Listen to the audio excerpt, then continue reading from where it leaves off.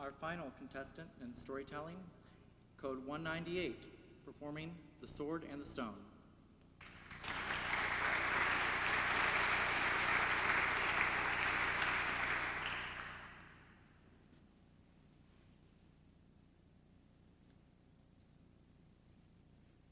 It was a dark night.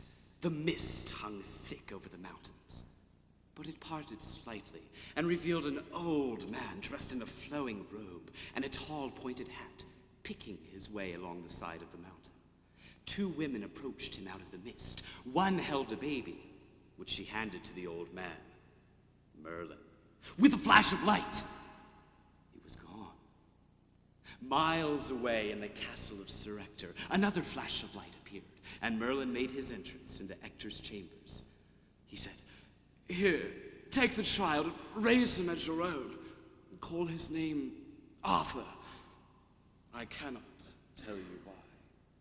Welcome to Medieval Trivia. Question number 1. How would you choose the next best king of England? Letter A, by birth, B, by baptism, C, by conquest, or D, by pulling a hunk of metal out of a chunk of rock? Well, if you guess D, then sit back and enjoy The Sword and the Stone by Gwen Gross. 16 years had passed. Arthur had grown into a strapping young lad alongside his stepbrother and somewhat spoiled Kay. One day, a servant approached the mansion, very distraught.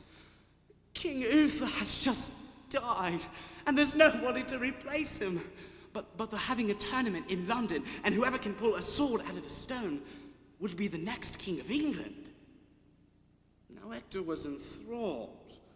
He thought if anyone could be king of England, why not let it be someone from his own family? So he called Arthur and Kay and packed up the family and went to London, the capital city, for the tournament and the joust.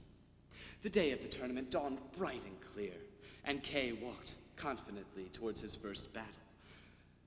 And then he realized something terrible. "Father! Somebody forgot my sword! I don't have my sword! Who forgot it? Send Arthur back to the inn and get my sword, Father!" "Arthur, run back to the inn and get your brother's sword." So Arthur ran as fast as he could back to the inn. He pounded on the door, but nobody was there. They were all at the tournament. He ran around back. Still no answer. He trudged dejectedly back to where he knew Kay was waiting. But as he passed the great cathedral in the middle of London, he noticed something. The sword was stuck in a stone. Maybe that sword would do for Kay. So he walked up, looked around, and pulled the sword from the stone, and then ran back as fast as he could to where he knew Kay was waiting. However, Sir Ector recognized the sword immediately as Excalibur. "Arthur, where did you get that sword?"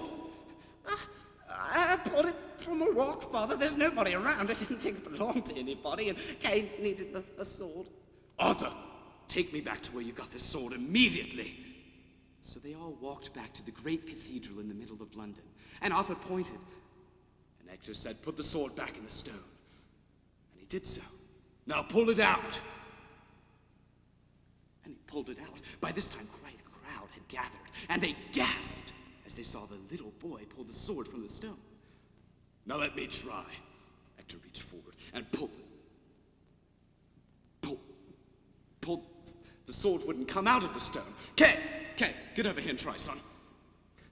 "It's stuck in there good, Father. It won't be coming out." "Arthur, you pull the sword from the stone." So Arthur walked forward. The eyes of the crowd were upon him. He reached forward and slipped the sword from the stone.